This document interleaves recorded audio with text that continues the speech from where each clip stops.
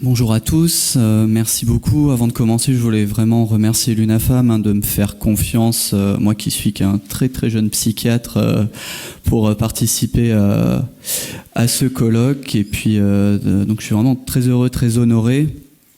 Et puis plus personnellement, je pourrais dire à mes parents que j'ai participé à un colloque où Florent Babillotte est intervenu. Donc, et ça, c'est plutôt vraiment classe. Moi je me suis intéressé, alors mais on s'était pas coordonné avec Antoinette Proto, avec le professeur Giordana sur nos présentations, mais je les remercie, ils ont largement parlé de processus fondamentaux qui vont permettre la compréhension de ce que je vais vous présenter. Moi je me suis intéressé vraiment comment ce terme schizophrénie à lui tout seul pouvait modifier notre façon d'interagir, notamment d'un point de vue de relations sociales. Hop, je me suis trompé de côté. Parce qu'effectivement, on l'a beaucoup vu, le terme schizophrénie, tel qu'il est amené à la population en général, ou à nous, il est toujours associé à d'autres termes, à des images. On a parlé largement de violence, de dangerosité. On retrouve toujours à côté, vous le voyez là, mégalo, tueur de masse, asile, les barjots, un alien, des choses comme ça. Il faut bien se rendre compte que pour la population en général, à force de faire des associations erronées avec ce mot, forcément quand on évoque ce terme schizophrénie, il y a des images qui se créent.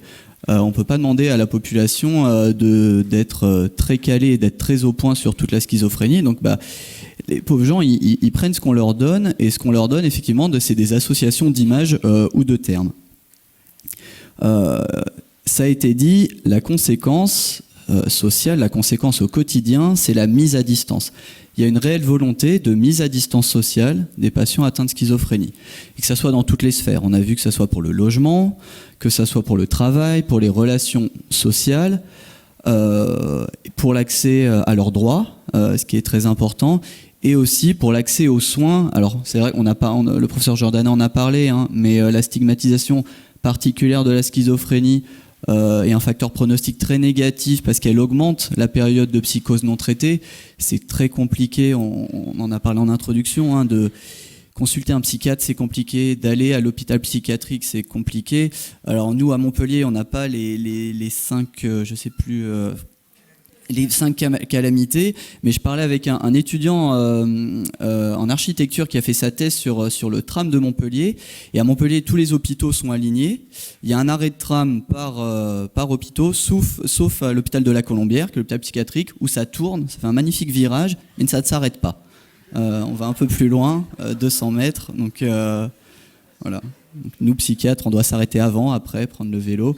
Donc il y a une réelle mise à distance sociale à tous les niveaux. Alors effectivement, il y a plusieurs choses depuis des années qui ont été faites pour essayer de lutter contre cette stigmatisation. Les campagnes, pour un peu expliquer ce que ça pourrait être, pour sensibiliser. La psychoéducation aussi, on est parti du principe, on va se dire, on va expliquer ce que c'est. On va se dire, c'est pas la double personnalité, c'est pas la violence, et les gens vont comprendre. On a essayé d'autres choses un peu plus récemment, la simulation d'hallucinations acoustico-verbales. On s'est dit, on va faire entendre à des personnes ce que des patientes atteintes de schizophrénie pourraient entendre. Et on s'est dit, voilà, si les gens ne comprennent pas là, c'est vraiment pas possible. Et puis après, on y reviendra, c'est un peu le sujet de mon propos, il y a des pays qui ont pris le parti de changer le terme. Ce qui est assez inquiétant dans la littérature scientifique, alors c'est vrai que là en 2 présentations on parle beaucoup de littérature scientifique, mais que toutes ces interventions, elles n'ont pas prouvé leur efficacité dans la littérature scientifique, voire elles ont prouvé de faire l'inverse en fait. On voit qu'en termes de psychoéducation par exemple, expliquer ce que c'est la schizophrénie, notamment en termes neurobiologiques, quand on parle de dopamine, ça majore la volonté de mise à distance sociale. Ce qui pose toujours la question quand on intervient et quand on lit un peu la littérature scientifique sur le sujet, on est un peu déprimé parce qu'on se dit vaut mieux rien dire plutôt que d'aller expliquer, parce que dans la littérature, expliquer, ça veut dire augmenter la mise à distance sociale. Pareil pour la simulation d'hallucinations acoustico-verbales, qui a un peu augmenté l'empathie, mais majorer la volonté de mise à distance sociale après avoir entendu un court extrait, sachant que la plupart des participants, sur une proportion non négligeable, faisaient aussi une attaque de panique pendant le test. Donc des résultats un peu mitigés, mais on y reviendra, et c'est là où je suis complètement d'accord aussi avec la présentation d'avant, c'est qu'il y a énormément de biais dans ces études qui ont, vous allez le voir, qui ont souvent la même méthodologie et pour lesquelles on peut exprimer certaines... voilà, se dire que ça ne fonctionne pas exactement comme ça, ce qui veut dire que c'est peut-être pas si négatif que ça. Tout n'est pas acheté dans ces études-là. Parce qu'en fait, classiquement, pour bien comprendre, c'est vraiment important, étudier la stigmatisation dit public, donc du grand public, c'est soit des questionnaires d'attribution ou des questionnaires de connaissance. Pensez-vous qu'un patient atteint de schizophrénie peut entendre des voix, peut voir certaines choses, peut être violent? C'est questionnaire de connaissance. L'autre versant, on en a parlé, c'est qu'après on mesure la volonté de mise à distance sociale. Donc à ces mêmes personnes qui ont répondu à des questions de connaissance, on demande, ça a été dit avant, voudriez-vous partager un appartement avec un patient atteint de schizophrénie? Voudriez-vous être son collègue? Voudriez-vous sortir avec lui? Et puis après on fait des corrélations. On voit si les gens qui ont bien répondu aux questions de connaissance mettent plus à distance sociale que les autres. Et c'est le cas dans la littérature. Le problème, c'est que c'est des mesures quand même très explicites. On l'a dit, il y a ce biais de désirabilité sociale. Voilà, on n'a pas envie de passer pour quelqu'un de stigmatisant, on essaye de minimiser ses propos. Mais plus que ça, le problème à mon sens, et c'est ce que j'ai voulu étudier moi, dans l'étude que je vais vous présenter avec l'équipe de Montpellier, c'est que là on s'arrête à l'avis que les personnes ont. Et moi ce qui m'intéressait, c'est finalement leur avis, c'est pas que je m'en fiche, mais je veux voir plus loin. Je veux savoir leur avis, quel comportement il engendre. Parce que une personne qui pense qu'un patient atteint de schizophrénie peut être violent, mais qui le croise dans la rue et qui le salue, bon, en termes de comportement, c'est quand même plus agréable pour le patient. Par contre, s'il change de trottoir, la personne, c'est quand même plus compliqué. Et si on étend ça à l'accès au travail, à l'accès au logement, c'est vraiment en termes de comportement, à mon sens, qu'il faut regarder. C'est pour ça qu'on a monté un protocole basé sur la synchronisation motrice. Alors pourquoi? Parce que la synchronisation motrice, alors attention, parce que bien se coordonner, en fait, c'est gage de bien interagir. Se coordonner de façon moteur, c'est représentatif d'une bonne interaction sociale qu'on pourrait avoir. Parce qu'elles influencent les sentiments d'affiliation, de partage, les coordinations motrices, elles influencent aussi le sentiment de coopération, et enfin les comportements prosociaux. En gros, bien se coordonner de façon moteur, c'est gage de bien interagir socialement. Vous pouvez le tester, si vous faites un footing avec un ami, et que votre foulée elle se coordonne parfaitement à la sienne, vous aurez envie de continuer de courir avec lui, de recommencer, voire de discuter pendant ce footing, si c'est possible. Donc on s'est basé sur ce principe-là des coordinations motrices, parce que dans la littérature scientifique, c'est associé à une bonne interaction sociale. Donc l'objectif un peu principal de l'étude qu'on a menée, c'était d'évaluer l'impact du terme schizophrénie à lui seul sur une tâche de synchronisation. Voir si le simple fait de lire ce mot sur un écran, ça modifiait la façon de se comporter.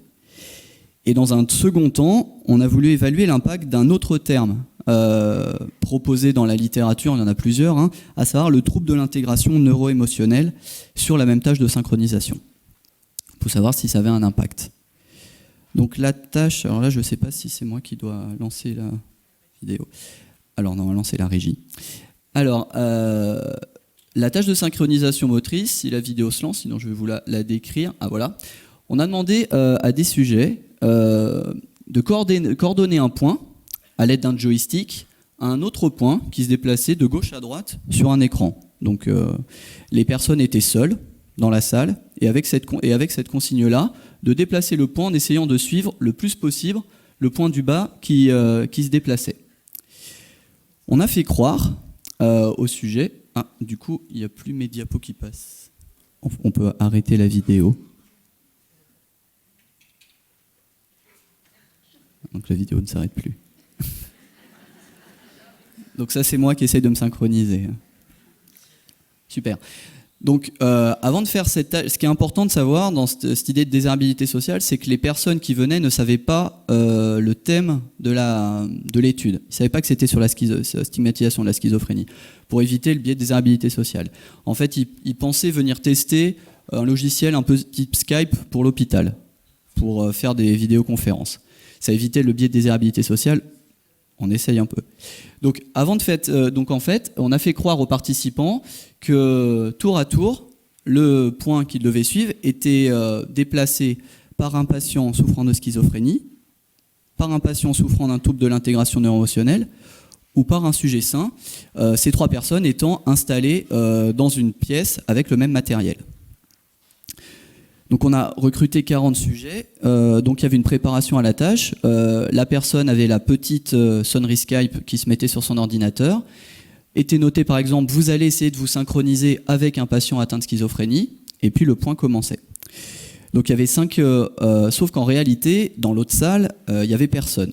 Il n'y avait qu'un ordinateur avec un point, avec 5 trajectoires déjà enregistrées, et qui étaient les mêmes dans toutes les situations. Donc à chaque fois, le mouvement du point était les mêmes. Et sauf que les personnes avaient pensé interagir avec quelqu'un. D'ailleurs, c'était assez intéressant, on va le voir dans les résultats, mais les personnes me regardaient, oulala, là on voit que c'est un patient schizophrène qui le bouge, le point, on voit qu'il bouge de manière particulière. Voilà. Donc quand on sait que c'était les mêmes trajectoires, c'était assez drôle. Donc en fait, ce qu'on a fait, les résultats, on se retrouve avec 2 trajectoires en fait. Une enregistrée, donc les 5 trajectoires en noir, et les trajectoires du sujet en rouge.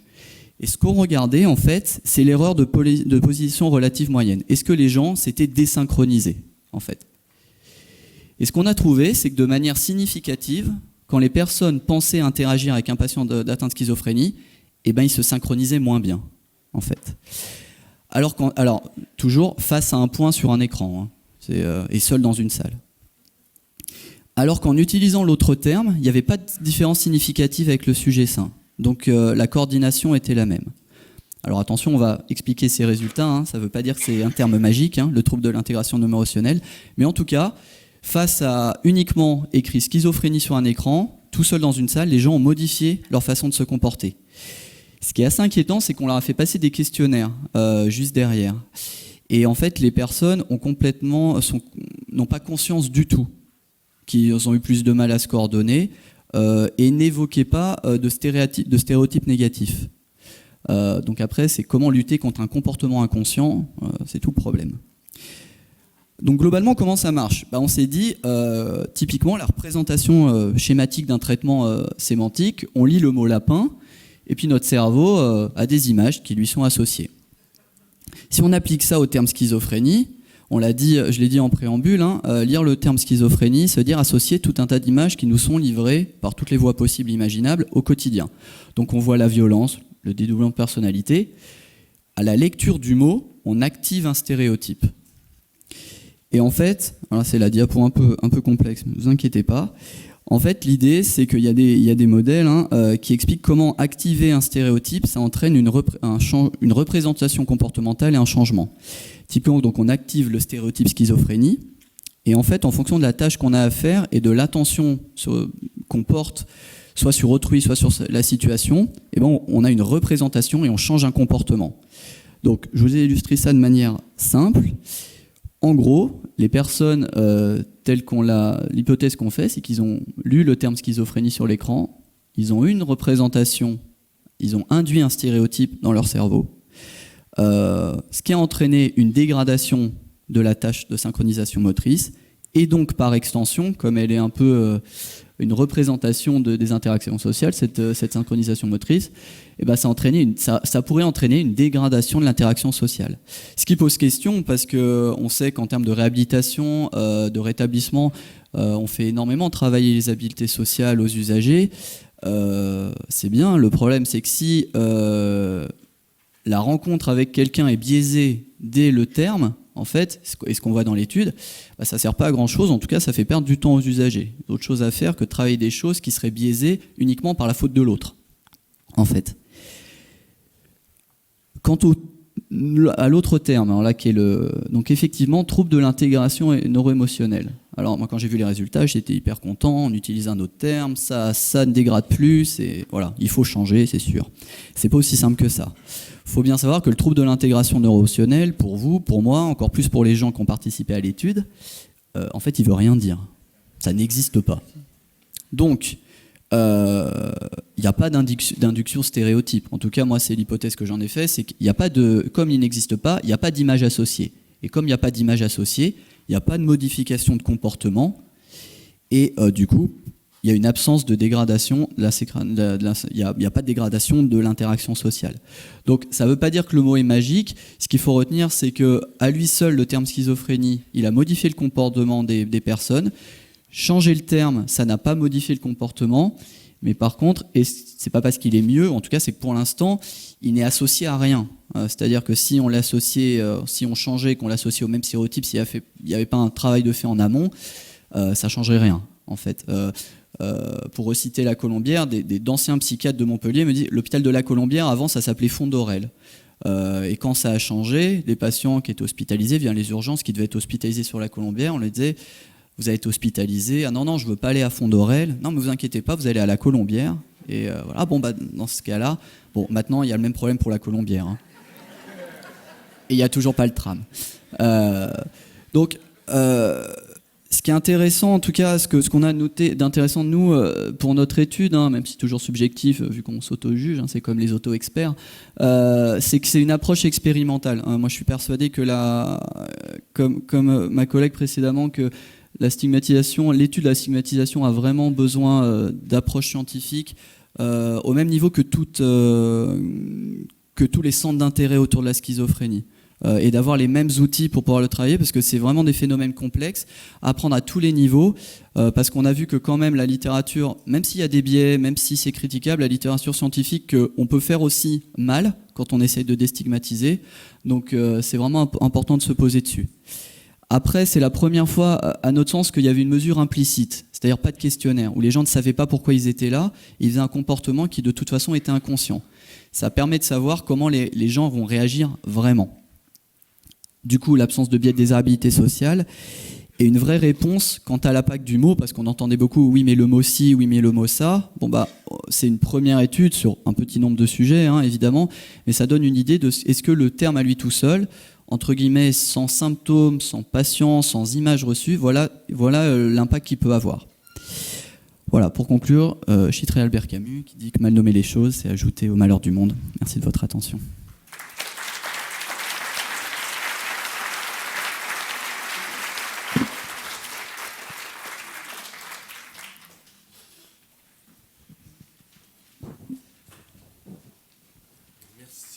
C'était très clair et très démonstratif. Donc on a le temps pour quelques questions parce que vous avez été assez bref.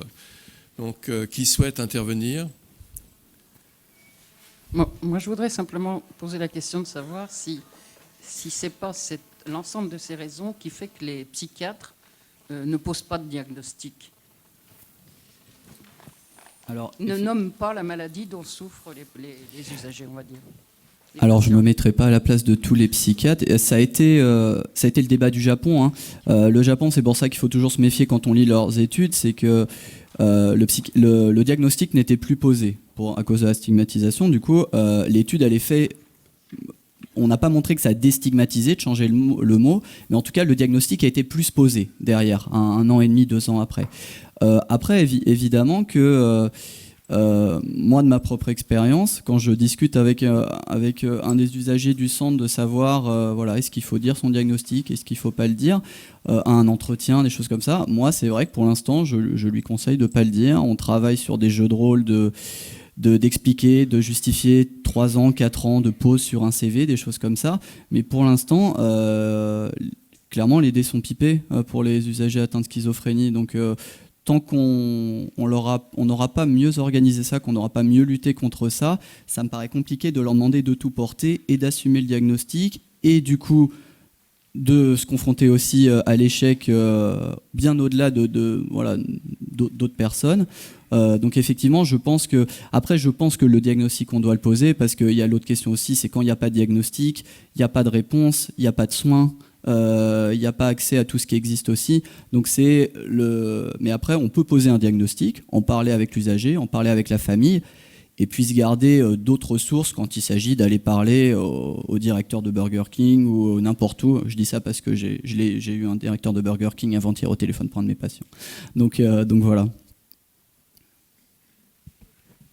Bonjour, merci pour cette intervention. Je voulais savoir, vous avez montré que votre étude permet de pallier certains biais, notamment de désirabilité sociale.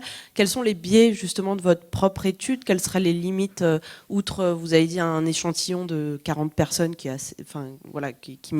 aurait peut-être besoin d'être étendu, mais quelles sont les limites et est-ce que vous allez publier cette étude? Merci.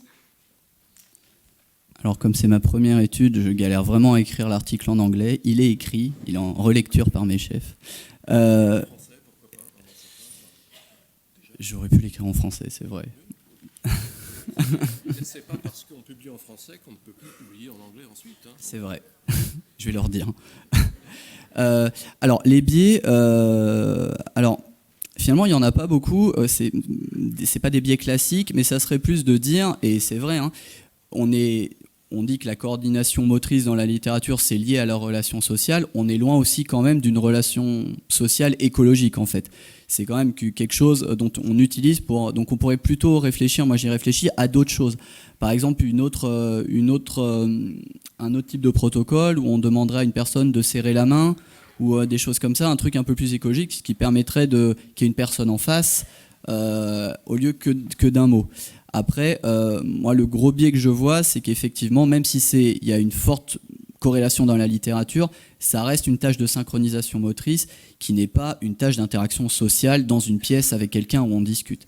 C'est évident. Nous, on travaille beaucoup ça sur les synchronisations motrices sur le CHU de Montpellier, où là, on a une prochaine étude, on va harnacher le psychiatre et l'usager de capteurs pour voir si pendant un entretien ils se coordonnent. Là on est un peu plus près en fait de l'interaction sociale.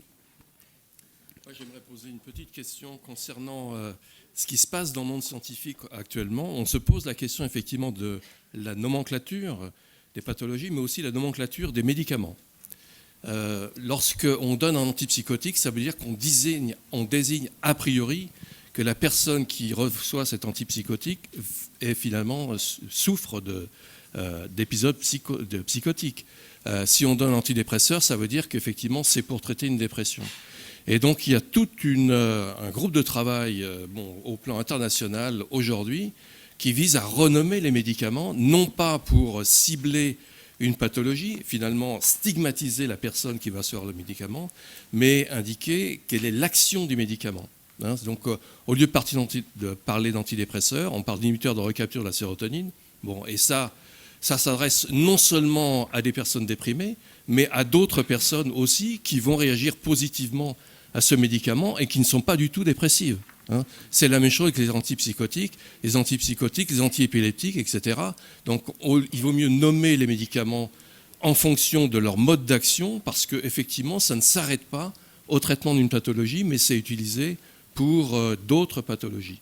L'exemple type que je souhaite citer, c'est les douleurs neuropathiques, par exemple. Les douleurs neuropathiques, un douloureux neuropathique qui ne connaît pas finalement les médicaments, le médecin va lui prescrire un antidépresseur plus un antiépileptique, ça va le stigmatiser. Alors que si on nomme les médicaments de façon plus neutre, c'est-à-dire en fonction réellement de la cible, on peut espérer effectivement réduire cette stigmatisation et empêcher effectivement que ça soit comme si d'emblée on allait inclure dans un stéréotype particulier un patient. Qu'est-ce que vous pensez de cet effort qui est fait au plan international dans la communauté scientifique pour renommer les médicaments dans le monde de la psychiatrie ? Je suis tout à fait d'accord avec vous. Moi, je pense qu'il faut vraiment renommer les choses. Florent Babiotte l'a dit, il y a des schizophrénies, il y a autant de personnes que de façon d'exprimer la schizophrénie. d'appuyer sur le modèle d'action. Ça permet aussi de parler à un usager, peut-être pas de schizophrénie en tout, parce que voilà, on met ça un peu dans une case, mais de dire l'action, c'est dire ça va marcher comme ça, et sur tel symptôme que présente la personne, parce que si on dit c'est pour tous les symptômes, voilà, ça permet aussi de faire du sur-mesure. Donc moi je pense effectivement c'est très très important, sachant qu'évidemment à la simple lecture d'une ordonnance, pour l'instant, voilà, on pense pouvoir dire lis-moi ton ordonnance, je te dirai qui tu es. C'est un peu ça. Et ce qui est marrant, c'est que on a beaucoup parlé de schizophrénie. C'est vrai que les troubles bipolaires sont pas associés aux mêmes stéréotypes. Et souvent, pour un traitement comme l'Abilify, par exemple, qui est donné aussi moi j'ai entendu des gens dire mais je vais vous donner l'Abilify, c'est aussi donné pour le trouble bipolaire, comme si c'était un gage de truc un peu classe, en disant voilà, on l'utilise aussi pour ça, donc ça vous stigmatise pas complètement, donc on essaye de broder un peu. Donc effectivement, moi je pense que le changement est de centrer, déjà ça serait plus vrai, on donnerait des informations plus vraies sur ce que ça fait, donc je suis complètement d'accord avec ça, oui. Donc on va dans cette direction aujourd'hui, effectivement c'est un élément à mon avis positif qui va dans la direction d'œuvrer contre la stigmatisation, en tout cas de celui qui reçoit le médicament. C'est déjà un premier résultat positif qu'on peut espérer. Une dernière question avant qu'on passe finalement tout ce qui a été remis en cause, c'est-à-dire le rôle des médias dans tout ça, dans tous ces problèmes. Oui, s'il vous plaît. Vos constatations sur les expériences de faire connaître la réalité des troubles, des délires, des hallucinations sonores ou d'accroître la connaissance sur la schizophrénie à une population générale qui renforcerait plutôt la stigmatisation, semble... ça me déprimerait un petit peu de voir qu'en essayant de faire comprendre, en donnant des connaissances supplémentaires, c'est pas une solution. Moi, je suis animatrice d'un café philo sur Chartres. Une des questions qui avait été traitée en septembre, c'était qu'est-ce qui rend fou ? Donc c'est philosophique. Et j'ai été absolument effrayée justement de la lourdeur de tous les stéréotypes qui sont sortis. Moi, je suis intervenue personnellement avec mon expérience de manière un peu anonyme. Et j'ai constaté aussi que les gens avaient une demande de connaissances supplémentaires. Mais il y avait cette lourdeur, voilà. Et je suis venue à ce colloque justement en me disant peut-être que je vais trouver des moyens de faire passer des choses auprès justement de ces gens qu'on appelle population générale. Donc je ne cherche pas des recettes bien sûr, mais les constatations là que vous faites, ou même apprendre aux gens à trouver des arguments auprès d'un employeur en ne parlant pas, bon là c'est un peu plus évident, hein, c'est vrai, mais voilà, ça me trouble beaucoup. Merci de votre question, je comprends, ça me trouble aussi quand j'ai fait cette revue de la littérature scientifique. Après, encore une fois, attention, c'est ce qu'il y a dans les littératures scientifiques. Dans la présentation d'avant, on a dit qu'il y avait beaucoup de biais. Moi, j'ai mené une autre étude qualitative qui montre que c'est peut-être les questionnaires qui sont pas assez sensibles, des choses qui laissent passer certaines informations. Clairement, tout n'est pas à jeter. Après, je pense qu'il faut le voir de manière positivement. Il faut faire tout n'est pas à jeter. Il faut continuer à expliquer. Peut-être qu'il faut réfléchir à comment. Et vous savez, si on va un peu vite, on prend un exemple. On a dit par exemple de parler neurobiologie, ça met encore plus à distance sociale. Mais c'est que ça va très vite. Les gens, on leur dit c'est chimique. On dit c'est la dopamine. Ils retiennent c'est chimique. C'est chimique, ça veut dire ça se passe comme ça, d'un seul coup comme ça. Quand vous pensez qu'un patient atteint de schizophrénie ou autre est associé à la violence, il va vous répondre alors moi je veux bien, c'est chimique, mais si ça pète au moment où je le croise, qu'est-ce qui va m'arriver ? Les gens retiennent ça en fait. Tout n'est pas acheté clairement, mais je pense qu'il faut cibler aussi d'autres populations, chez les jeunes, à l'école, hein, ça c'est évident, mais il faut réfléchir aussi sur ce qu'on dit, à comment on le présente. Moi je trouve qu'on ne présente que beaucoup trop ce qui différencie les personnes et pas ce qui rapproche. On parle que très rarement dans les campagnes de patients atteints de schizophrénie, qui retravaillent, qui se marient. Et finalement, on entretient nous aussi ce stéréotype, on cherche de l'empathie là où moi je voudrais justement montrer ce qui rassemble en fait, parce que c'est ça qui est important. Mais effectivement, alors il faut pas déprimer. Moi j'étais déprimé de longs mois quand j'ai vu ça, je me dis mais rien ne marche, une catastrophe. C'est pas aussi simple que ça. Je vous donnerai un exemple, parce que là on n'a plus le temps, je vous donnerai un exemple sur, voilà, il y a des biais aussi, mais il y a des choses à faire. Il faut juste, à mon avis, se servir de la littérature pour y réfléchir, ça me paraît important. Merci beaucoup.